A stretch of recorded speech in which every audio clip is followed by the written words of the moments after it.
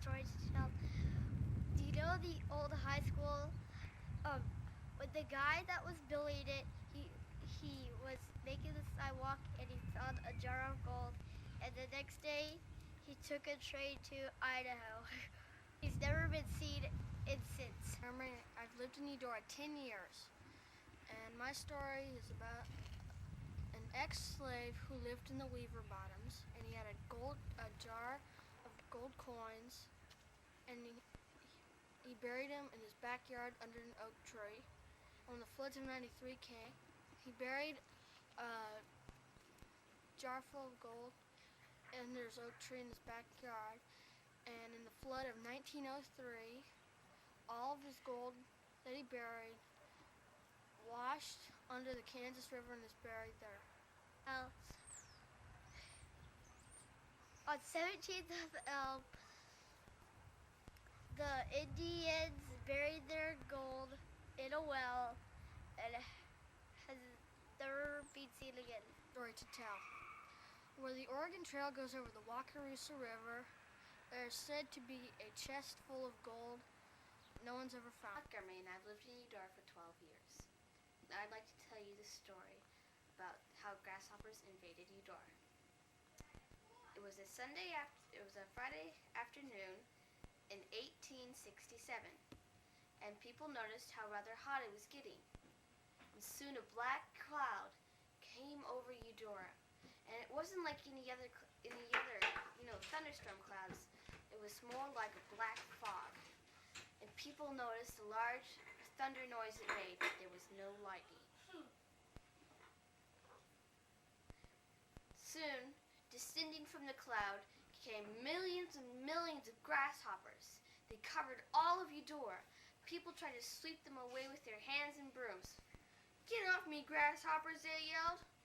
But the grasshoppers stayed in Eudora.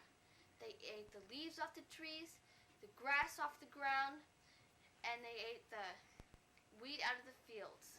And soon almost all the food was gone, and the people of Eudora began to starve.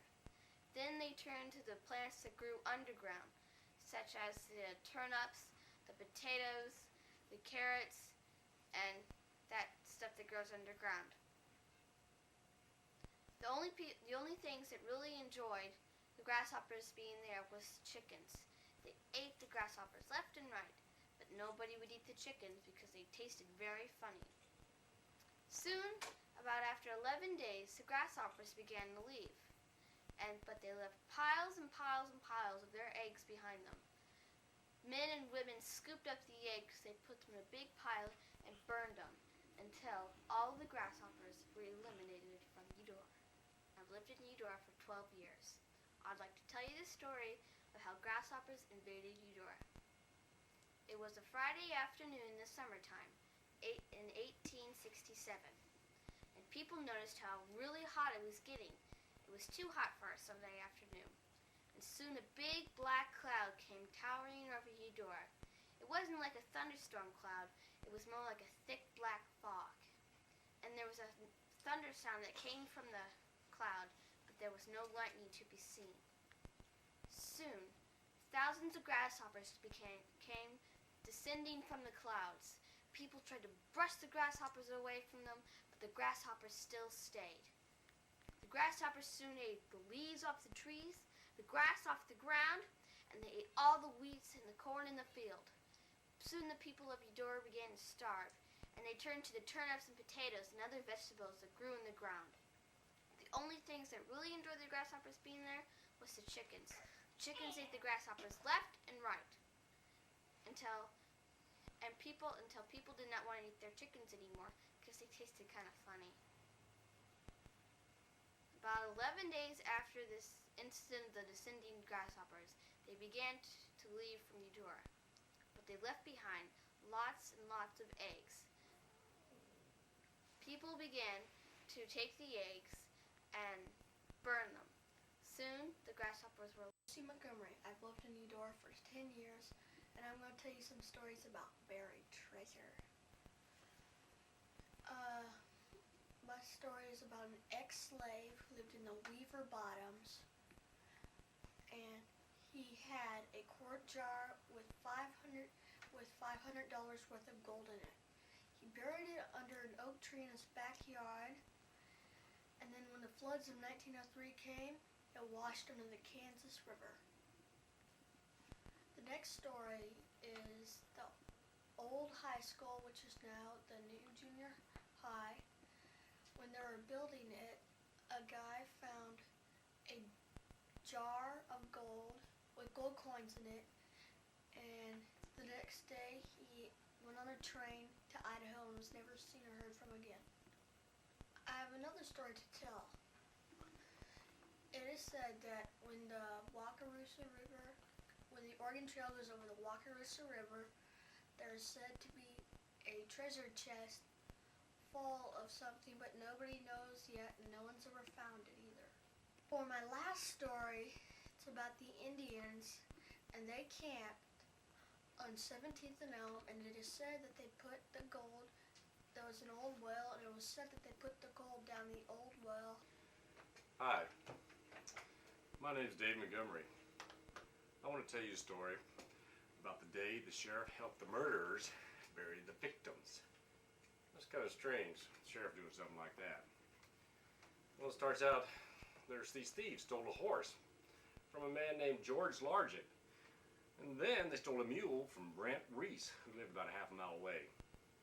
A group of men, we'll call them a posse or a vigilance committee, took up their trail. And they trailed them over to this house of somebody who they suspected of doing the crime. Well, they found evidence that the horse and the mule had been fed there at that location. So they burnt down the house. But they let these guys' parents take out some of their belongings before they torched the place. Well, they went on ahead and followed the trail, and they got clear out to central Kansas when they spotted these guys in the distance riding the horse and the mule.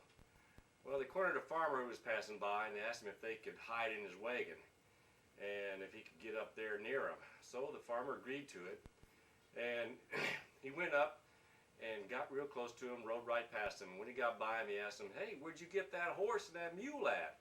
Well, these thieves, they got a little bit suspicious. They started to draw their guns. But they weren't fast enough. The Eudora guys who were hiding in the wagon, looking through the cracks and listening to the whole thing, beat him to the draw, shot him dead. Well, they went and looked up the sheriff out there in that county where that happened, told him the whole story. The sheriff came out, and together they buried the thieves and all went back to their homes. So this posse from Eudora is an example of the Eudora's Cattlemen Protection Agency, or CPA.